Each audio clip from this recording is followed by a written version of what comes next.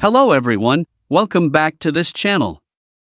In this video, I will show you the easy and clear steps on how to hide subscription gift purchase count on Twitch application.